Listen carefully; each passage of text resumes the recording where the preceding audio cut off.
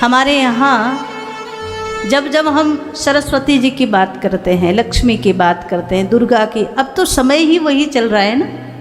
नवरात्रि का पावन समय है, शक्ति का समय है। अच्छा, व्यक्ति को ये जीवन जीने के लिए क्या चाहिए?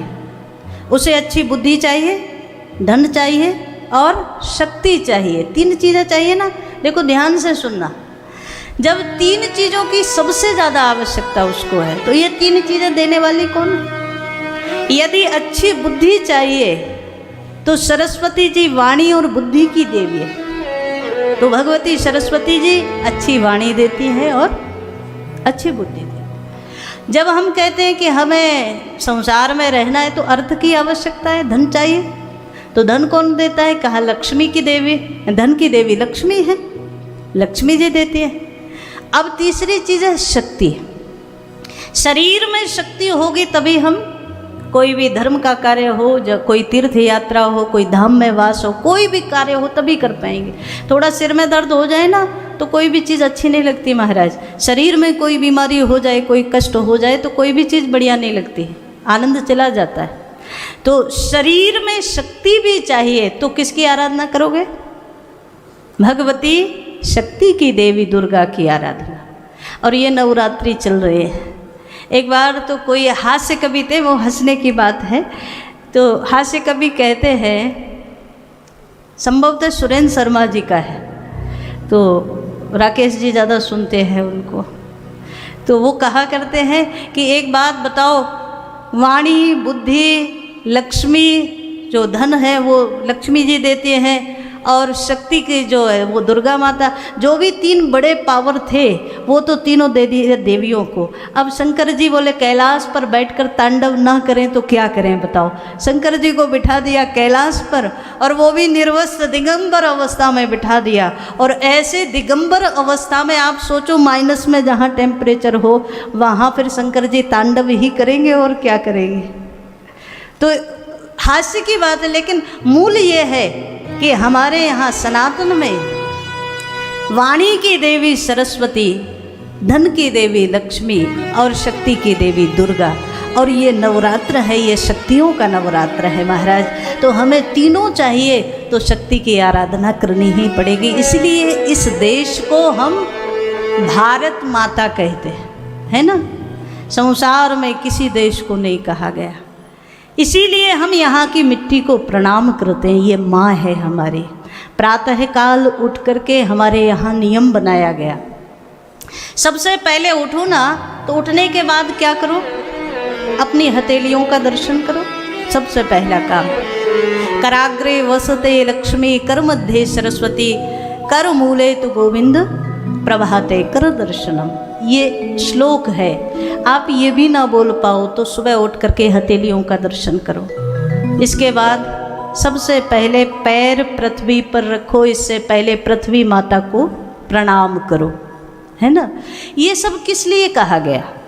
अच्छा, आज बहुत सारे लोग ये कहते मिल जाएंगे, जो निरीश्वरवादी हैं या तो जो सनातन के विरोधी लोग हैं, वो लोग कहते मिल जाएंगे सनातन में तो ऐसे ही पेड़ों को पूज लिया, पशुओं को पूज लिया, प्रकृति को पूज लिया, धरती को पूज लिया, नदियों को पूज लिया, पत्थरों को पूज लिया।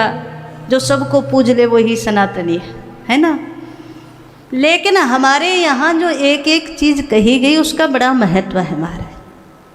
सुबह उठ करके आप अपनी हथेलियों का दर्शन करो और उसमें आप भगवान के स्वरूप का दर्शन करो। ये क्यों कहा गया? आप कर्म किससे करते हो? कर्म किससे करोगे? हाथों से ही ना। आपको सुबह उठ करके किस चीज़ की ज़रूरत है? बोले कर्म की ज़रूरत है, और कर्म हाथों से होगा। तो हमारे यहाँ सबसे पहले कर्म के स्वरूप हाथों को प्रणाम किया गया। उसके बाद में जिस भूमि पर, जिस आधार पर आप चल करके कर्म करने के लिए जाओगे उसको प्रणाम किया गया। हमारे यहाँ जो चीज़ कहेंगे ना, एक एक चीज़ का बड़ा महत्व है और बड़ा साइंटिफिक महत्व है। लोग जानते नहीं और जानना चाहते नहीं हमारे धर्म के विषय में, अपने ही धर्म के विषय में। तो दूसरे को बताओगे कैसे जब तुम्हें नहीं पता होगा।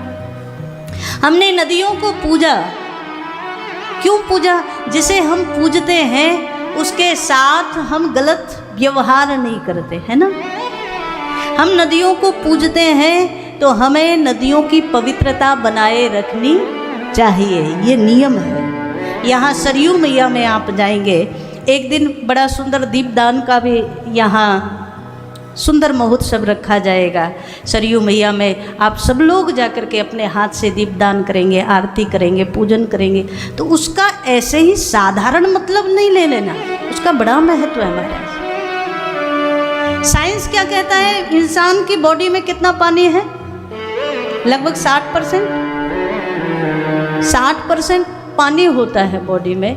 हम जब जल की पूजा करते हैं, जब हम नदियों की पूजा करते हैं, तो हम अपने इस शरीर के प्रदाता को भी जल ही जीवन है, जो आप लोग पढ़ते हो सुनते हो, उस रूप में हम जल की आराधना करते हैं। पंच तत्वों से ये शरीर बना है। अभी आप सुन रहे हैं ना, क्षिति जल पावक गगन समीरा, पंच रचित अति अधम शरीरा। 5 चीज़ों से बना है। इसमें पृथ्वी भी है, इसमें आकाश भी है, इसमें जल भी है, इसमें अग्नि भी है और इसमें वायु भी है। ये 5 चीज़ें हैं, तभी तो हम खड़े हैं। और केवल हम नहीं, संसार में जो कुछ भी आपको नजर आ रहा है वो इन्हीं 5 से बना है। इसीलिए कहते हैं पंच भौतिक जगत। क्या शब्द बोलते हैं? पंच भौतिक। भौतिक जो दिखाई दे रहा है वो सब इन्हीं 5 से बना है महाराज। ऐसे में एक क्षण के लिए सोच कर देखना, जब हम लोग पूजा के लिए बैठते हैं, सुबह आप लोग भी अपने ठाकुर की आराधना करते होंगे, पूजा करते होंगे घरों में भी, तो आप एक दीपक प्रज्वलित करते हो। ज़्यादा कुछ नहीं कर सकते, कोई मंत्र नहीं बोल सकते, कुछ नहीं, तो कोई बात नहीं, आप एक दीप जलाते हो ना, दीप प्रज्वलित करते हो, एक लोटा जल का सामने रखते हो, इतना तो सब करते हैं। अब इसका भाव क्या है, इसका अर्थ क्या है, आप जानते हैं? क्यों पूजा में एक लोटा जल चाहिए, क्यों दीपक चाहिए? बिना इसके पूजा नहीं मानी जाती।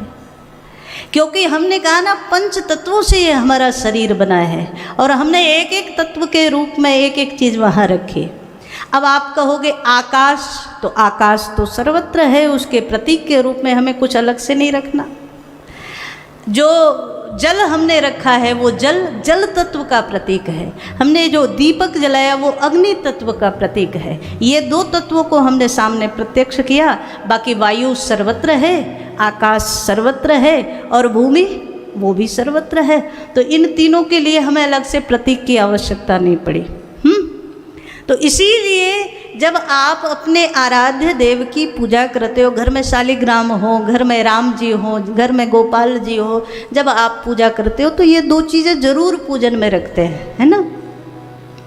तो ये हमारा जितना भी पूजा का पद्धति है, जितना भी हमारा कर्म कांड है, जितना भी हमारे शास्त्रों ने बताया गया, वो एक एक चीज़ बड़े महत्व की है।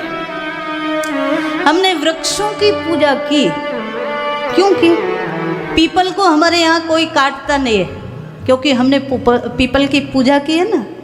और जिसकी पूजा की उसको काट कैसे सकते हैं? आज विज्ञान कहता है पीपल सबसे ज़्यादा ऑक्सीजन देने वाला है। और समाज को क्या चाहिए, आज हम आप सबको क्या चाहिए? का हमारा ऑक्सीजन की आवश्यकता सबको है। अच्छा, प्रसंग आया तो एक चीज़ और कह दे। ऐसा हमारे बड़े बुजुर्ग लोग कहा करते हैं कि आप यदि बहुत सारे पेड़ ना लगाओ कोई बात नहीं, वैसे पेड़ जितने लगाओ लगाने चाहिए, अच्छी बात है, लेकिन ज़्यादा ना लगाओ तो अपने जीवन में एक पीपल का वृक्ष जरूर लगाना चाहिए, हर व्यक्ति को लगाना चाहिए। क्योंकि पीपल का और बरगद का जो वृक्ष है वो बड़ा लंबा चलता है। तो आगे आने वाली आपके अपने पुत्र पौत्र ही आपकी कोई वंश में ही कोई आकर के उसकी छाया में बैठे और उसका ऑक्सीजन का लाभ उसको मिले। इसलिए प्रत्येक व्यक्ति को एक पीपल का वृक्ष जरूर लगाना चाहिए। ज़्यादा लगाओ तो बड़ी अच्छी बात है। और ऐसा भी हमारे यहाँ कहा गया है, पीपल का वृक्ष लगाने वाले के पितर बड़े प्रसन्न होते हैं, उसके पितृ देवता उसे बड़ा आशीर्वाद देते हैं। तो एक पेड़ तो ज़रूर लगाना चाहिए, है ना। सब लोग लगाएंगे ना? कितने लोग लगाएंगे? और जिनके हाथ नीचे हैं वो पीपल का वृक्ष बड़ा पुण्यदायी होता है महाराज, अवश्य लगाना चाहिए। तो मूल ये है, सनातन धर्म कहता है हमारे यहाँ जो भी पूजा आराधना, जो भी कर्म कांड कहा गया, जो भी हमारे यहाँ बताया गया नियम संयम, वो एक एक बड़ा महत्वपूर्ण है, लेकिन उसे समझने की आवश्यकता है।